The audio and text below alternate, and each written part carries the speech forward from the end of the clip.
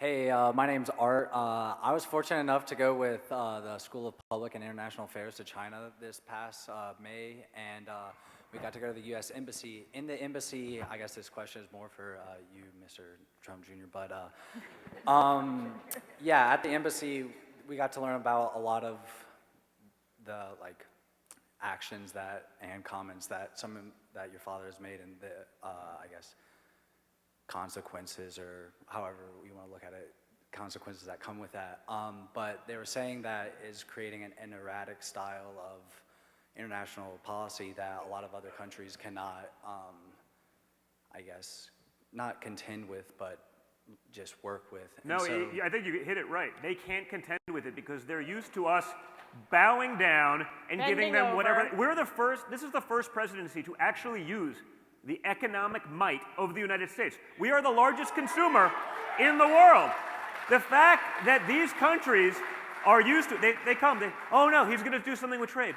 Guess what? Why wouldn't we? Why has it not been touched before? We import 100x from them that they do from us. When we send something over there, it's tariffed. When they do it from us, if we enter a trade war and we have the guts to stay in it for more than 2 seconds, we win because we consume so much more. The problem we have with other countries is they're used to bureaucrats being incompetent. They're used to people not even asking the question of, well, why are you taking advantage of us and why should we just accept that? No one even asked the question before. So doing this and changing it up is changing the game, because all of these guys, then they get on TV and they say, oh, it's so terrible, Trump's doing this, it's really going to affect our friendship. Well, guess what, guys? If your friendship with us is predicated on you being able to screw us, on you being able to take advantage of us, you're not that good a friend. That's the reality. Make no mistake. China will do whatever is right for China. Most of these other countries, with the exception of some of the crazy politicians in this country, will do whatever is right for their country. So when they act a little outraged, it's not because it's good for them. It's because we're finally taking care of ourselves. I use the analogy all the time. You know, when you're in an airplane, and we fly a lot these days, okay? Something happens. The pilot says, put on your mask before taking care of those around you. When we solve our own problems, then we can deal with the rest of the world. I'm not against that, but we have a lot. We're number 28 in education, behind a long list of third world countries that spend a basis points, a fraction of what we spend per capita educating our kids. How about that? Why don't we solve that problem first? Why don't we build up our military? Why don't we take care of our vets? And then we can worry about it. So when these other countries do that, and you've seen them now, okay, well, we'll give up on the trade war because they know that if we have the guts and we don't have these feckless politicians that the second China says, oh, we're going to impose a tariff, guess what? When you import 100 items from them and they import one of yours, you stay in the game for more than about 2 seconds, you can win. We have to start using our economic might to take care of ourselves first, and then we can help others. By the way, the president is just doing what he's supposed to do, which is actually run this country in a responsible way like any strong business CEO would. Because for years and years we've been taken advantage of. There has been a tremendous disparity in terms of what we've been doing with trade and with tariffs. He is simply asking that there be some reciprocity and that we should not continue to be taxed and burdened. It makes absolutely no sense. So yes, perhaps he's doing things in somewhat of an unconventional way. Thank God. But also, don't mistake, you know, some of these deep-seated bureaucrats in these places.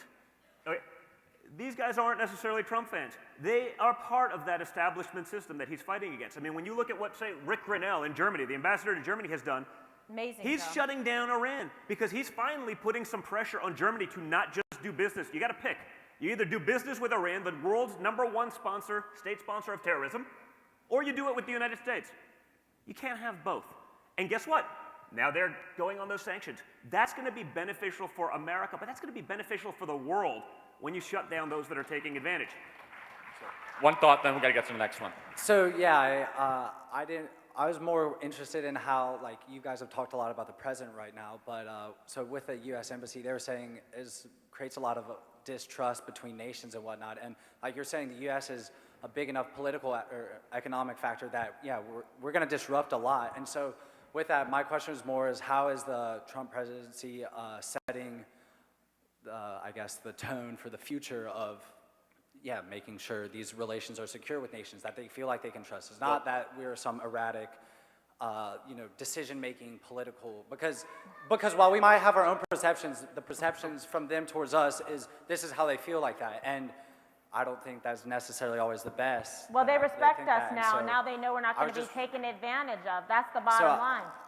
For the future, Well, I mean, listen, Yes. I don't think we should set the precedent where, fine, we'll fix it now, and then we'll go back to letting you take advantage of us forever. We have the opportunity to change that path forever, right? Go back in history, name another civilization that would ever just cede power to others. I mean, make no mistake, these countries are out for themselves, okay? They are going to do what's best for them. When they're a little upset with us, that means we're actually doing something right. Okay, when they love everything that we do, it's because they think we're schmucks, and we're done being schmucks.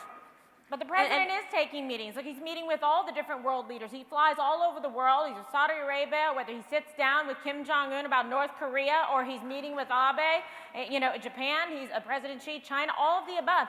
He is actually someone who's willing to sit at the table and talk about it in a meaningful way. And that's actually what I think we want in terms of the future of diplomacy coming from the Oval Office. And I will say this, just to wrap it up, is that your initial question you said is based on how are they going to trust us? What's not to trust? He's doing exactly what he said he was going to do. He's telling them exactly, he's being as transparent as he possibly could be. He's standing on a stage and saying that we are going to put America first. And he's done exactly that. So there hasn't been any deceit. several times he's contradicted himself on Twitter, going back between the EU's a horrible trade nation to saying the EU think is a of great think thing. of everything as a NAFTA, long NATO. negotiation, first of all. I'm just Second saying, of all, I'm just saying NAFTA's the a great example. inconsistency NAFTA, just makes everyone- it not trustworthy, and because of that, for the future of American international politics, at least, But you brought up NAFTA because it's a good example. Who here heard all of the pundits say that NAFTA, EU, NAFTA all could of never be renegotiated? It could never be done, right? We all heard that. It's never been done. It's been there for 20 years. No one's going to touch it. Well, guess what? He did it. Canada didn't come to the table. He did it deal with Mexico, who they also said, Mexico hates you. You can't do it. They'll never agree. Guess what? We made a deal. What happened? Canada came to the table in about 2 seconds because they realized they were going to be left in the dust. We have to use our might. If we're negotiating with smaller economies on the same level, we're doing ourselves a major disservice. China. Hey everybody, this is Charlie Kirk, founder and CEO of Turning Point USA. If you liked this video, be sure to subscribe to our YouTube channel at Turning Point USA.